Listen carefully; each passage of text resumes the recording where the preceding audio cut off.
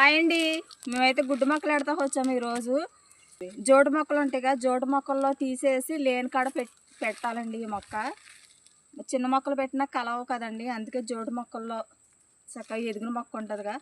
పుట్టినామంటే పిల్లోడిని ఎంత అపురూపంగా చూసుకుంటారో మొక్కలు కూడా అంతేనండి. తోట వేసిన కాడ నుంచి ఎంత అపురూపంగా చూసుకుంటే చెయ్యి అందొస్తాయండి. మన బిడ్డలు ఎలా చెయ్యి అందొస్తామో ఇవి కూడా అంతేనండి. 3 నెలల పంట అండి ఇది. ఎంత సాకరీయనండి. ఇదైతే నాటు తోట అండి. అవి ఇలా పీకేసిన మొక్కలు ఇలా పెట్టాలండి. మళ్ళీ